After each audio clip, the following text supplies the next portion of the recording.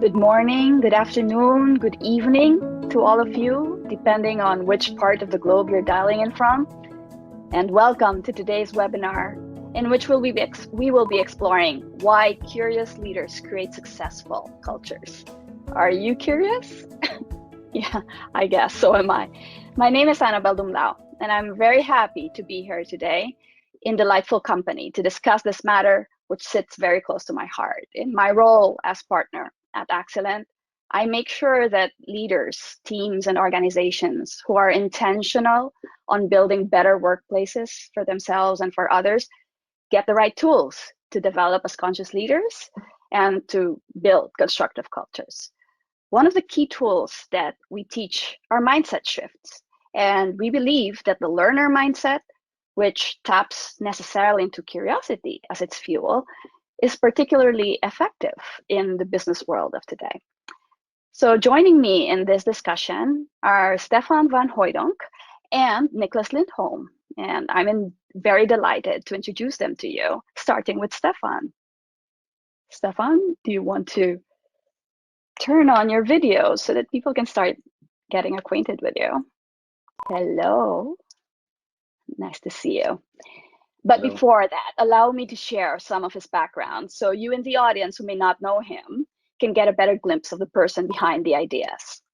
So Stefan's professional background includes things as investment consulting on the one end of the spectrum and also the world of learning, both in a business school setting and as chief learning officer in the corporate side.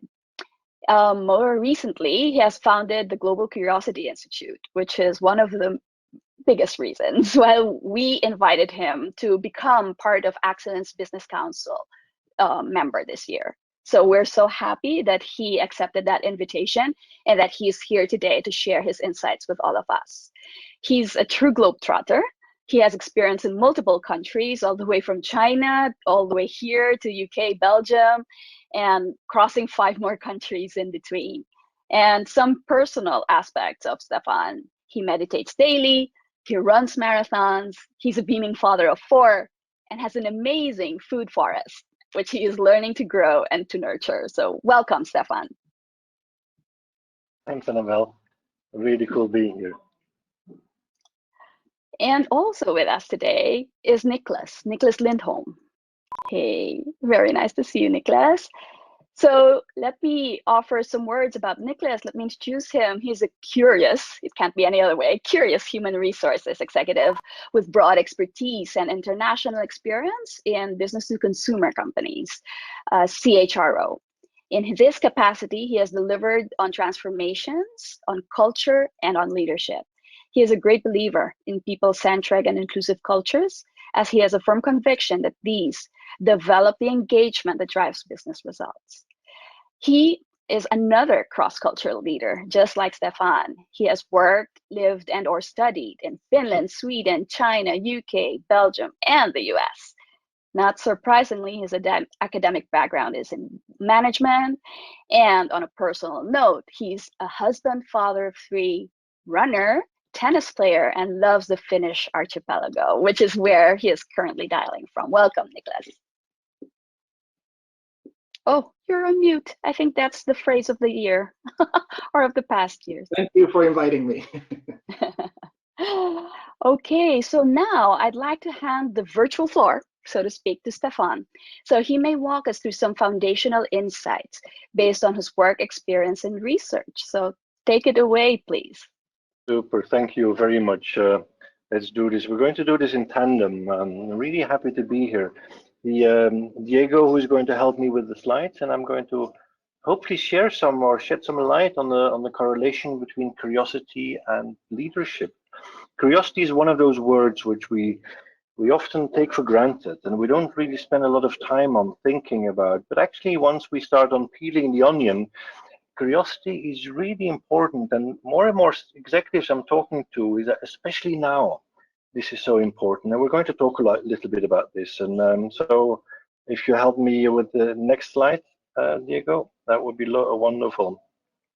Now, curiosity is not only something of individuals, it's also something of systems like organizations.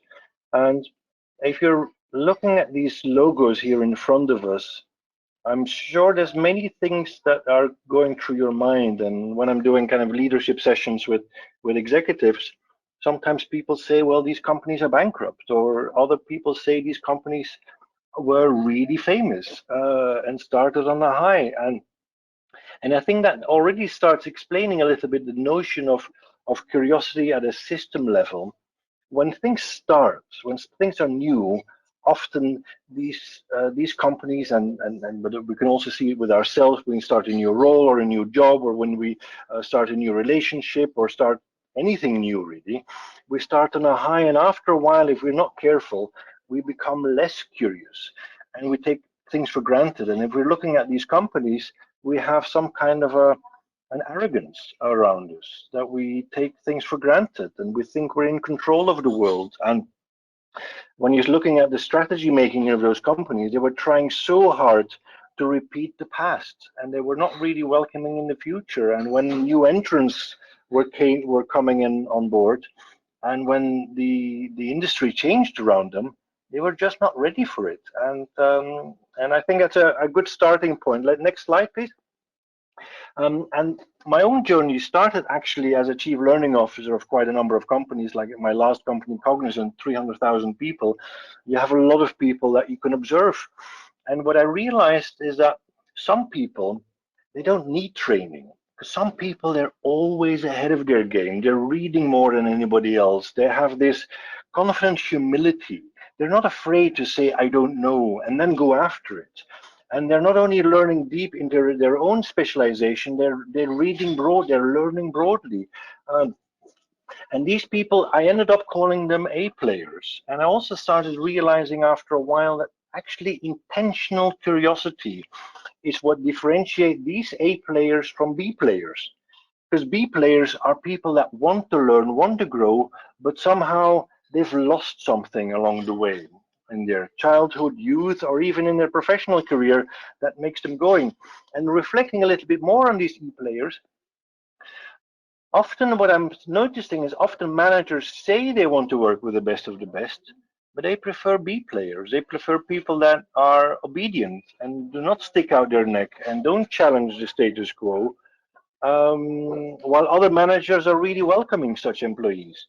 And then when you're looking at organizations, curious organizations need curious employees. And curious employees need curious organizations. So some companies are doing really, really well in inviting curiosity through their processes, through their culture, through their practices, while other companies are trying to really behave like a B player, which is quite interesting. And we're going to revisit this a little bit later on as it links to leadership. Next slide, please. When I was at Cognizant, I had an opportunity to train people. We had a big cultural, and I think it's very relevant why we're here together with Axialent. We had a very big culture program where we set for a new culture in learning for the organization, just culture for learning. And we had called it Open, Wonder, Learn. So we were encouraging people to be open, to wonder, and to learn. And after a while, we realized that although some people were jumping on this new trend, quite a number of people, they didn't know how to deal with this because they were in some kind of a conformity role for already too many years, and they didn't know how to get out of it. So we created a training program on the power of curiosity. 45 minutes, not too long, just planting seeds, telling people that your neuroplasticity is a thing, you can change. And then we checked and we gave them some strategies, and we asked people to share their knowledge with other people. Managers with their teams, and the individual contributors with their at home or with colleagues. And 3 months later, we asked people, did something resonate? Are you starting to look at the world slightly differently? And you could see here the numbers is actually a lot of people said we're looking now at the world in a different fashion. And then a little bit later, we actually compared the learning hours of these 15,000 people with the other 300,000 people of the organization. And you can see that those people that were triggered towards becoming more curious, they jumped from 25 hours, which was the average, to 43 hours of learning per in the 12 months after their joining this webinar.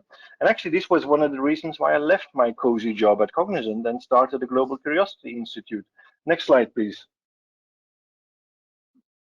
And sometimes I wonder, when thinking about curiosity, you might have seen the extremely famous TED Talk by Sir Ken Robinson about whether schools actually kill curiosity, kill creativity. And I sometimes wonder for myself, might it be true that organizations actually kill curiosity? When they're startups, probably not. But the moment they become scale-ups and they become grown-ups, there might be something really at play here that is not really conducive. Next slide, please. And I'm a data-driven person.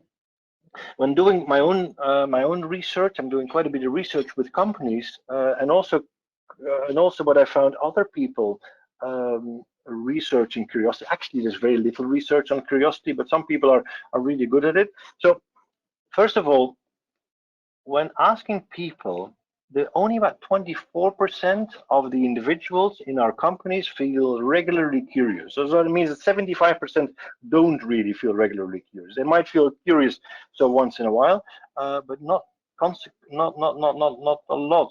And then also, when you're looking at failure, startups are about 4 times more ready to learn from mistakes than grown-ups or scale-ups. So that means that grown-ups are 4 times less ready to learn from mistakes, which is quite interesting. And also, when you're asking leaders and compare them to the teams reporting to those leaders, leaders are often looking through a different lens at the world. They're twice as ready to say that curiosity supports curiosity, while the people reporting to them, they say maybe not necessarily so. What I found is that about 70+% of the people, they say that there's barriers to curiosity in our organizations. And interesting also, curiosity is something that goes up and down.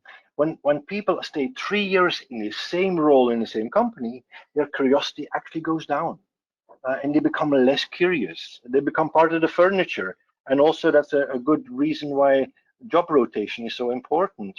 And also, a little bit about middle managers.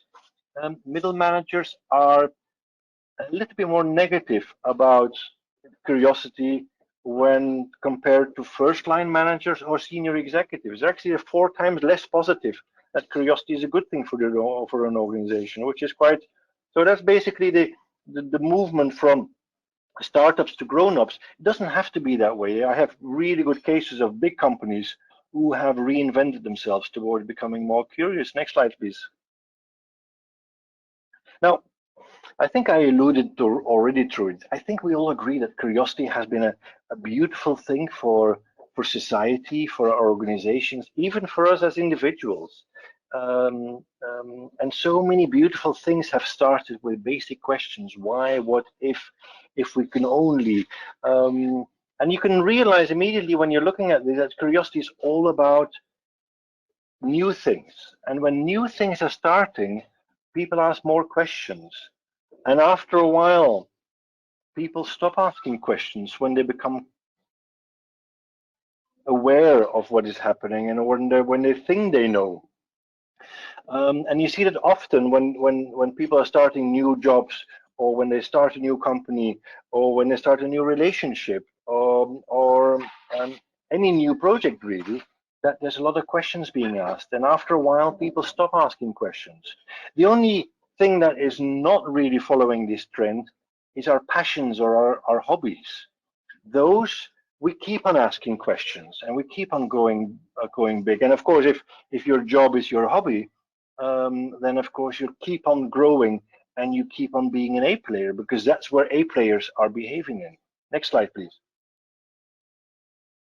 Now, we have people from all around the world joining this webinar, and depending on the culture you are in, or and the organization you're in, you see that they have a little bit more attraction or a little bit more distraction to the notion of curiosity. And often when you talk about curiosity, people think about curiosity killed the cat. Or in the Polish language, there's a saying like, curiosity is the first step to hell. Or in French, there's a saying, curiosité tue, curiosity kills. So now all these dimensions, we have to realize that they're predating 1950s. Because before 1950s, curiosity was all about nosy children putting their noses into areas where they shouldn't, or gossiping, those type of negative connotations. And only after 1950s, we link curiosity to innovation, to science, to discovery, to exploration. And I often encourage people to become aware of this distinction, and to think how much is curiosity is a good thing in my company, in my family, in my tribe, and how much is it a negative thing. And from there, and from that awareness, you can move on very positively. Next slide, please. And this is the definition I gave curiosity. And I tried to create a definition which was both relevant for individuals, but also relevant for organizations. So I'm talking about a mindset. I'm talking about changing or challenging the status quo, about exploration, discovery, and learn. And you can immediately see that individuals can do this, but also teams can do this, and organizations do this, even societies can do this. So this is the mental model I'm working with, and I'm encouraging every time I'm working with companies to create their own curiosity definitions, because if we're not careful, we're getting into this attraction and distraction mode, and curiosity should only be a positive thing nowadays, I think, for companies. Next slide, please. Now, an important dimension for me is that typically when we think of curiosity, we think in terms of cognitive or intellectual curiosity, interest in the world. And that's a function of creativity, that's a function of innovation, and it leads to a lot of beautiful things like learning and other things. I've added, and reflecting on the thing, I've added two other dimensions. First of all, are interested in others, and that's a function of empathy. Interpersonal curiosity, we're interested in others and relationship at home, but also at work. And then a third one, probably a more difficult one, is how interested are we in ourselves, in our values, in our purpose, in our beliefs, even our limiting beliefs, in our biases. And you can see that the better we get at intrapersonal curiosity, the better we become happy, the better we become resilient, and the better we're able to face the world, really. Next slide, please. Now, the opposite of curiosity for me is conformity. Conformity is always a base position. If we're not careful, we're always drawn towards the notion of conformity, because conformity makes us feel good. It gives us predictability. It gives us a sense of being in control. And there's nothing wrong with conformity. Companies need conformity. Individuals need conformity. But there's a danger when we stop losing our awareness of this conformity and we don't marry it with curiosity. Often I'm doing exercises with management teams. Where do we lie on either conformity or on the other side, curiosity? And I always tell people the ideal situation is somewhere in the middle. Are we allowing for conformity and are we also allowing for curiosity? Next slide, please.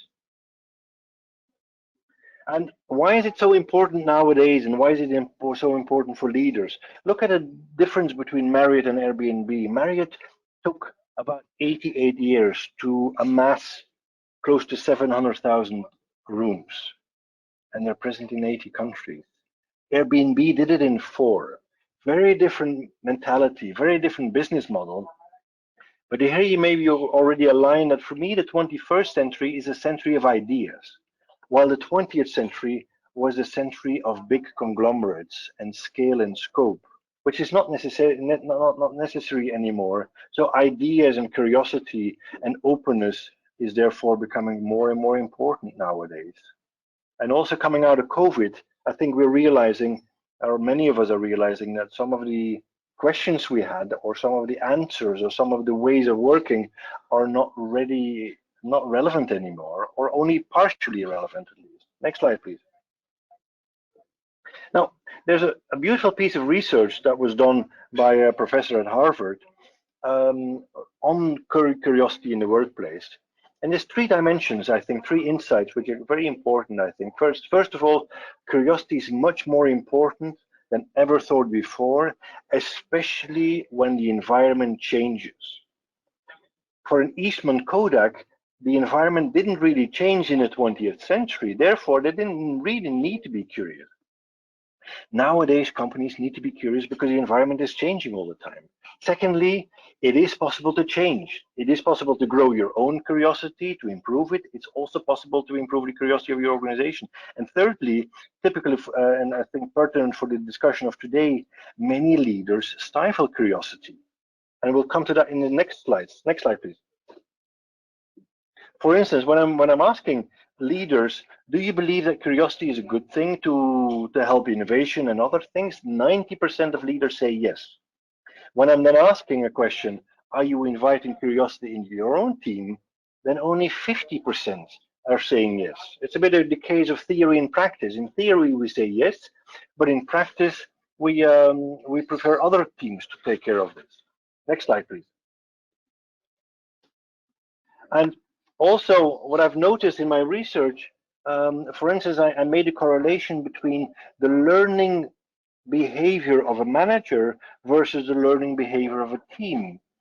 And so basically, if a manager learns a lot, the question was, does the team learn a lot? And I think intuitively we can say yes, because if a manager learns a lot, he or she would talk about it, would share articles, would share videos, would share learnings, and the team sees, oh, this is important for manager, they will follow suit. I've proven this now with data. Now, sadly, the opposite is also true. If a manager is learning almost nothing and is not interested in learning, the team basically falls flat in terms of their learning. And often managers don't realize the positive shadow or even a negative shadow that they're casting upon their team if they're doing something not, in this case, learning. And sometimes just telling managers that their importance is, that their shadow is so important, is crucial. Next slide, please. Also, the case of reverse feedback, I find a very, very curious or very curiosity-driven area. Like I found in my own work that when you're looking at first-line leaders, only 23% are asking for reverse feedback. How am I doing? And asking that question to a subordinate. So that means that 77% of the first-line managers are not asking the question. When you're looking at middle managers, the numbers are a bit higher, closer to half. When you're looking at senior executives, the numbers come down again. Only about 6% of senior executives are asking for reverse feedback. How am I doing? Which is quite remarkable. Next slide, please. Now, one company and a big company that really turned things around was, I think, Microsoft.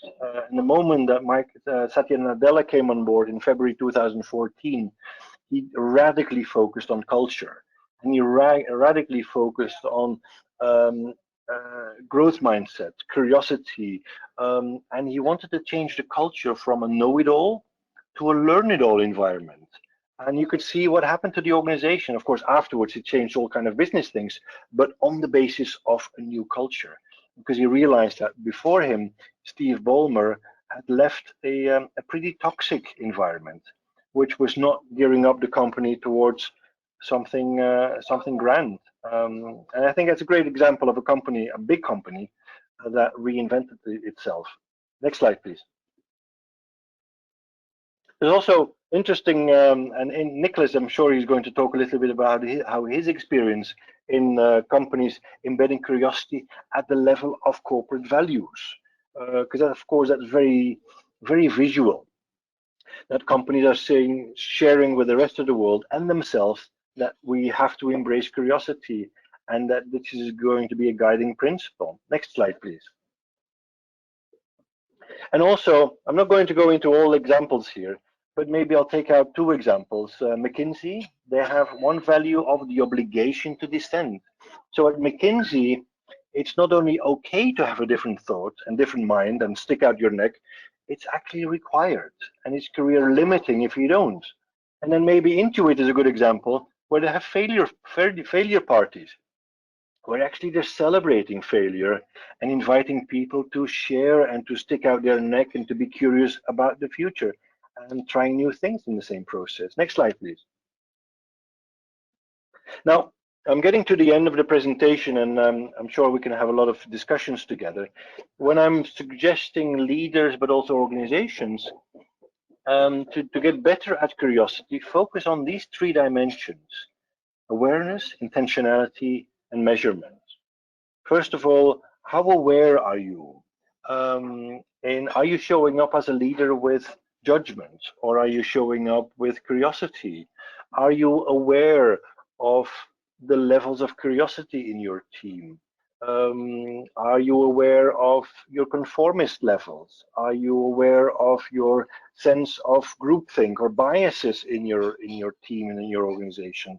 And then, how intentional are you in adopting and inviting curiosity into your team and your organization and into yourself as well? And then, how do you measure this? I've created a number of measurement tools where people can measure their own individual curiosity, but also their environmental curiosity. And that gives for beautiful baselining exercises and discussions. Next slide, please. This is, for instance, the exercise I'm doing with companies checking their environmental aspect. How much is the organization, through its culture, through its processes, is inviting curiosity? I have now kind of a 9-block model where I'm scoring companies on. And what I found so far in at that time 16 companies that I had scanned, there's 3 distractors: our processes and practices, our innovation mindset, and our culture of openness. But at the same time, every company has something beautiful to build on. Every company has been a startup, and they have the basis to build on, yet often we create limiting barriers for ourselves. Next slide, please. And I pulled everything together in the book, which is a bestseller in the meantime. We launched it about 4 weeks ago, and that's maybe a little bit of a setting of the conceptual framework of curiosity as it links to leadership, as it links to systems, as it links to individuals, as it links to the world, others, and self. So let's go into the panel now, I suggest, and I saw already some questions coming around the corner, and I'm sure there's going to be a fun discussion furthermore. Thank you very much, Stefan. This has been really insightful. Like, I get so excited when it's the result of research and real experience, right? So in that spirit, I would like to share, if I may, some of my experience as a consultant and also as a coach, right? I firmly believe in the power of curiosity, but I get the feeling more often than not that when individuals are raised in a way to have all the answers, right? They've been promoted because they know a lot of things, right? They become experts.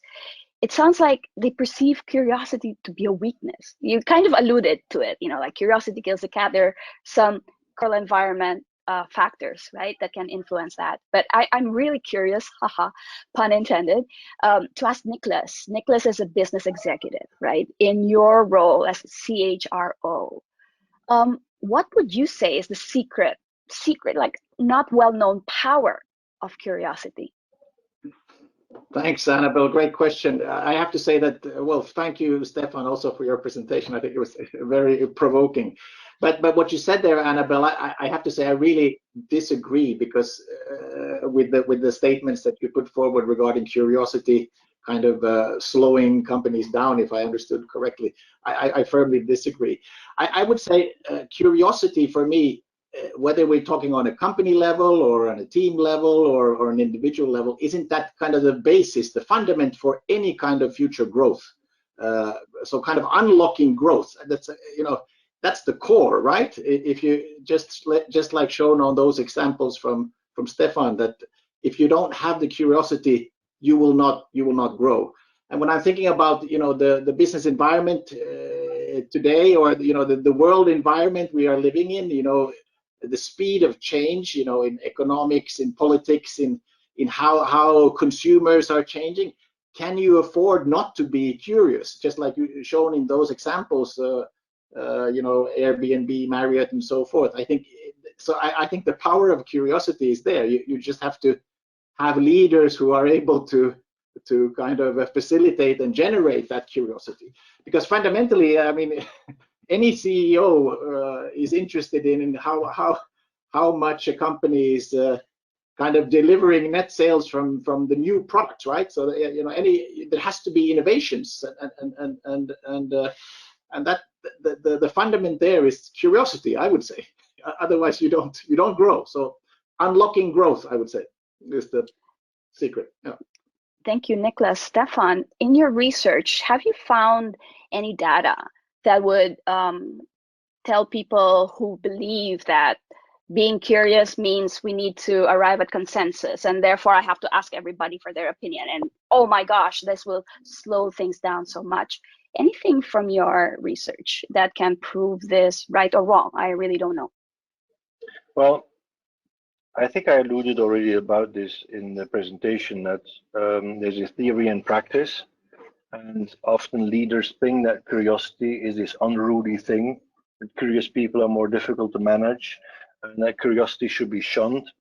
One of the reasons why middle managers are 4 times less ready to say that curiosity is a good thing is because they're running an efficient show. And none of their KPIs are linked to inventing a new ship, because they're given marching orders from their senior management, and they're trying to do that as efficient as possible. And sticking out your neck at that moment is a very lonely affair. In most organizations, successes are shared with everybody, but if that lonely sticking out your neck is not successful, it's going to show in a limited bonus or in limited career options. So a lot of organizations are creating these barriers towards themselves because it's better to be conformist in such an environment versus now also what I've noticed that, and that's also a psychological thing, often people assign curiosity or any personality trait as a positive thing to themselves, while when considering others, people might be either positive or negative. So I'm seeing a lot of managers, and especially traditional organizations, that say, I'm the curious person, and I want my team just to do the job. And they shouldn't be too curious because I'll be the thinker and everybody else should be the doer. And I think that's great in environments that don't change, and companies and industries, but I think there's very few of those around. Maybe ministries in countries or so, but beyond that, if the environment changes and if managers are playing this card of not inviting innovation, continuous improvement is also innovation, not inviting continuous improvement and more radical innovation, then you're basically shooting yourself in the foot. Right. Yeah, actually, I'm curious, Niklas, if you have some specific examples from your corporate life. What Stefan just mentioned, reminds me pretty much of creating a psychologically safe environment, right? To be able to dissent. So what's your experience of what worked in the past to create that? I think what Stefan is saying is, I would kind of reiterate it and say that if you want to have a curious organization or a curious team, or you have to have some level of inclusive leadership, right? Because I think dictatorial leadership, you're not going to get new ideas. so you need inclusivity, but moreover, so I think in a way the concept of coaching is very much connected also to curiosity, right? So fundamentally, it's kind of getting the right questions on the table. So I think any aspect of driving coaching cultures will promote curiosity as well. So I would say that's something that I would bring forward. But maybe the most concrete example from my working life is that one company that I worked for in the food and beverage industry, we actually had one of our company values was stay curious. So in a way, I think that's at the onset of what is the company's purpose. You know, you have a strategy, you have values, you maybe have a mission, right? I think it's very, if you're in that kind of a business that you really want to drive new stuff, you need to be close to consumers, you need to understand where trends are going. I think it's very important that as a company you state that very clearly, right? And say to your employees that, hey, stay curious, right? That's kind of our company value.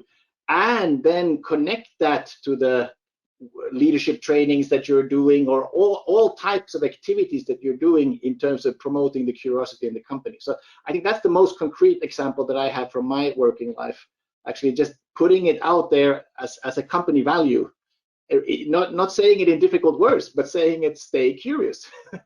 So. Right, and actually there's this adage that we love at Axialent, right? When you get triggered, don't get furious, get curious. You know, it kind of stays with people quite a lot. I'm excited to see questions coming in from the audience. So yes, I do encourage everyone to chime in this conversation. So I have a first one, and I think this is for Stefan, okay? Can you chat more about how you measure curiosity for an individual and organizations? Well, I've created two diagnostics. One is on the individuals, and they're basically, it's about 50 plus questions, takes about 10 minutes. And I'm actually measuring people's curiosity of the world, curiosity of others, and curiosity of self. And the tool for me is really about priming people to think beyond just intellectual curiosity, and also start considering it's also about empathy. It's also about checking your own beliefs, your own drivers. And I think Fiskars would be a great example, and maybe Niklas can share a little bit how we develop leaders in that space. But that's one tool. And then another tool I have is this tool that I mentioned about creating measuring the environmental aspects of curiosity. How much is an organization allowing curiosity through its culture, through its climate, through its processes and practices, versus conformity? Are we conformist in our management style? Or are we curious? Are we conformist in our learning culture? Are we conformist in our psychological safety, our openness to the future, our failure readiness, etc.? And one reason why I wanted to do this is that I'm a data person, and I could not believe that curiosity is not measurable. Right, it's just not fluffy. It's not absolutely. It can be treated in a very scientific way. It can be baselined, and it can be treated as such. And what I'm seeing with companies is beautiful, that they're realizing that they're good at something, but there's also improvement areas, and they're realizing they're gradually drawn towards conformity if they're not aware, intentional, and if they're not measuring it. So have you done some measurement, Niklas? Just curious too, like from a practitioner standpoint. I was thinking, started to think about how do you actually create or start putting the elements of a curious organization in place, or how do you, because you always will have employees who don't want to maybe be curious, right? And I think I've come to the conclusion that the only way to do that is to actually have full transparency. So always be very transparent in a company where you are going towards. So what are the plans that you, because in a way then you're respecting the people, but you're also getting kind of triggering the curiosity of where our company is going, and people can then partake in that. So I just something that came to my mind when we were discussing that transparent communication on plans and strategies and ambitions are extremely important, I would say, to kind of spark the curiosity in a company. Because if you don't do that, I mean, what do you expect? Right. And there's someone in the audience telling us that, yes, it's absolutely measurable from as early as 4 to 5 years of age, right? So that's great. Here's another question, and maybe for you, Niklas. Of those who are bothering to ask, how am I doing? How many have you found that actually accept what they hear and act on it? And Stefan, maybe after Niklas shares his experience, you can share some research data if you have. So maybe I didn't catch the question. How am I doing in terms of? when people ask, how am I doing? Yeah. Right? I imagine that I'm inferring from this question, how am I doing in regards to curiosity, right? How many actually accept the feedback, right? What they hear, do they act on feedback in your experience? That's a good question. I think the older you get, the more the more you are kind of receptive to feedback. When you're young, you're quite can be quite how do you say, it can be quite intrusive and so forth. I think the older you get, it's the easier I have, at least, for giving feedback and acting on feedback that I'm getting myself. So that would be my kind of learning in that space. Well, let's rephrase that to the wiser I get. Like, probably it's not a question of age. What does your research say, Stefan? Well, I mentioned maybe the closest research is the reverse feedback. I think it's such a beautiful gift a manager can give to him or herself, is being in this vulnerable moment for a couple of seconds. How am I doing? And this is an open question. An open question, the definition of an open question is you don't know what the answer is going to be. Mm-hmm. And that's maybe why it's so frightening for many people to ask, because the question can go both ways, you're a great guy, or maybe not so much so. But what I've experienced if you do this, you're inviting so much openness, and the fact that you put yourself in a vulnerable spot is giving you so many credits as a manager, so much respect. But I also found there's something counterintuitive. The more a manager says that he or she does not know, the more respect he or she gets. While in many cultures and in many managers, they say, I'm paid more than the others, therefore I should have all the answers. Well, research has shown that you don't have to. And at the same moment, not having the answers, if you have done a decision moment and saying, I'm going to invite the team to come up with a solution together, suddenly engagement goes up and productivity goes up. So whether you're acting upon it, yes or no, it's probably it's important, but it's secondary. The fact that you're asking the question creates already so much goodness yourself.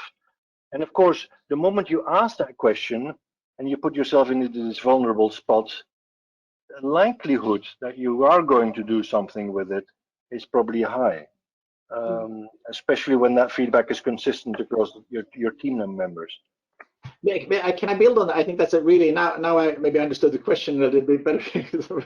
But I think there's one, because I've always asked kind of feedback on myself, I'm always kind of open for that.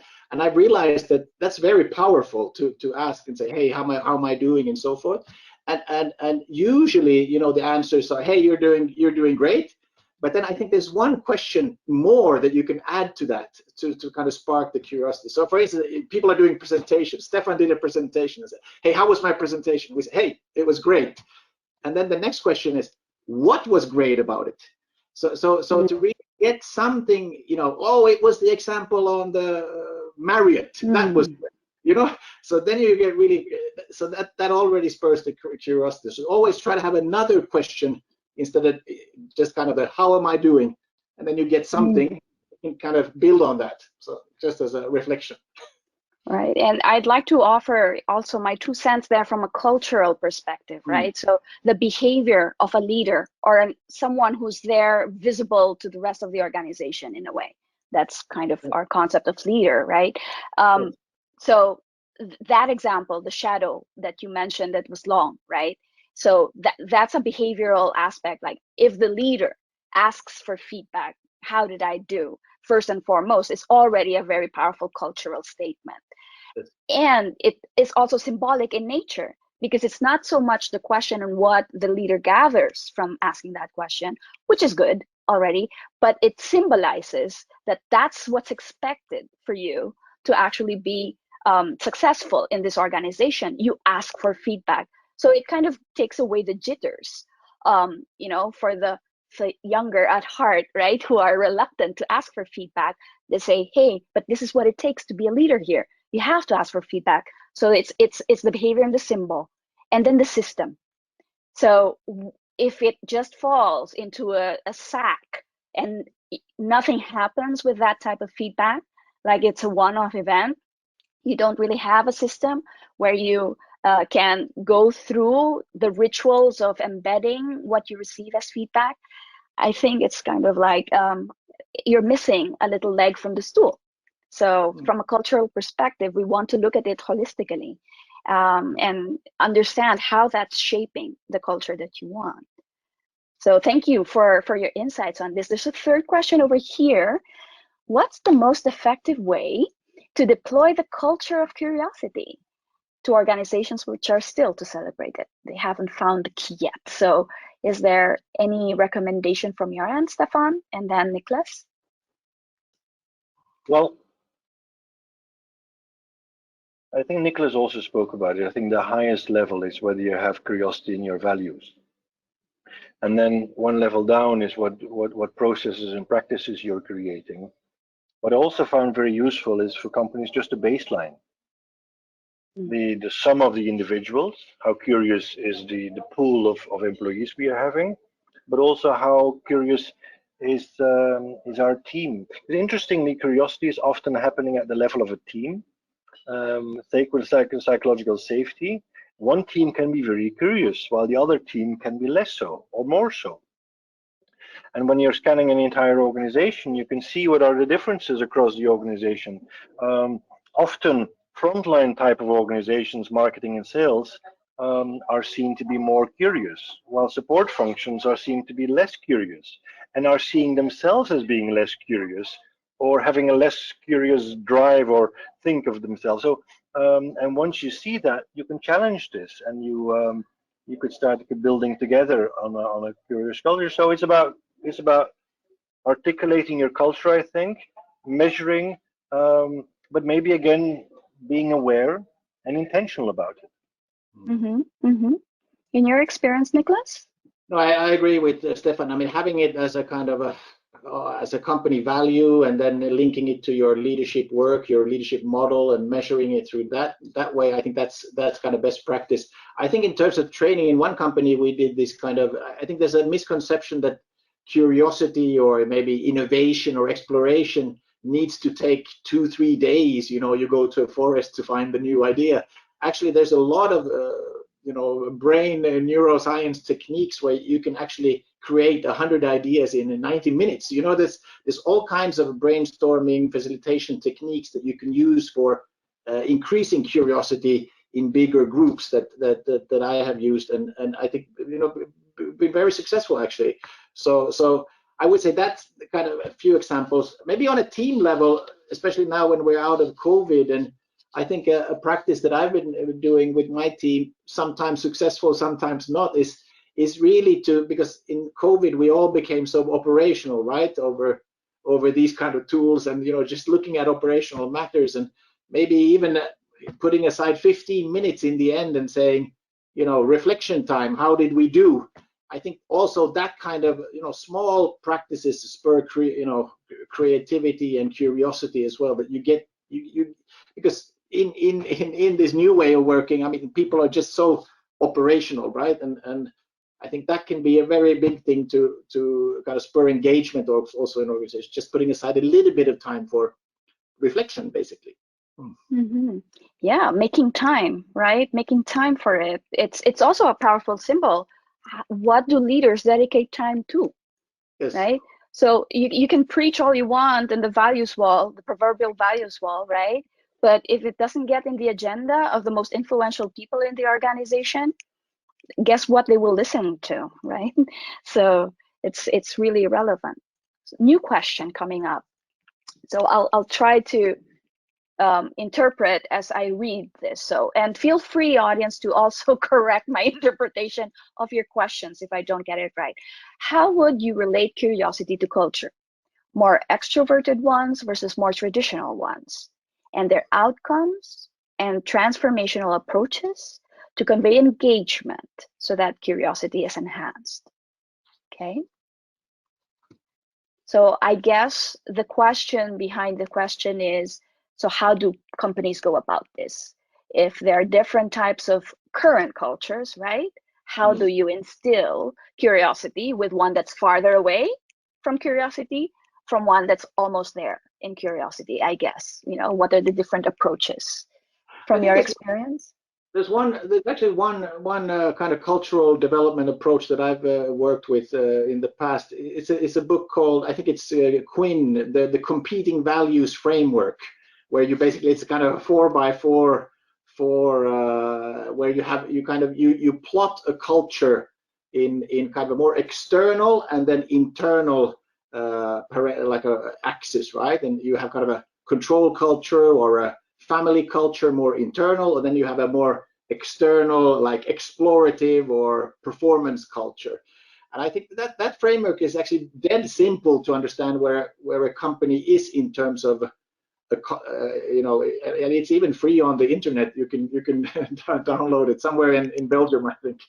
But what I was getting to is that I think the curiosity culture, it's really related to the exploration part. So I think I would kind of connect it to a more external culture where people are kind of investigating, exploring what is happening in the market with their customers, consumers, and trying to digest that in the organization. That's how I would see the kind of the benefit of linking curiosity to the culture. And it sounds, Niklas, that, you know, organizations are all about being customer centric and truly serious about putting the customer first. And it sounds like that's a very powerful strategic drive to have a curious culture in a way, right? So there's a new question. Yeah. No, go ahead, please.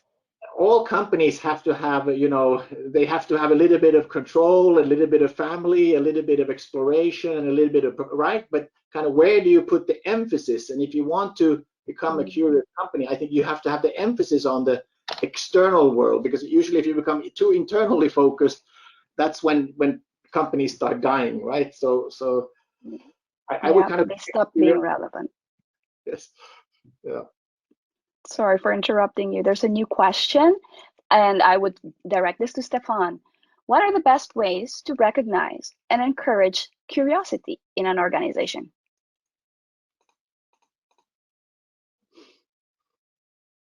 Well, there's many ways. I think one way is creating the right language. And I think we've been speaking about these already through different angles.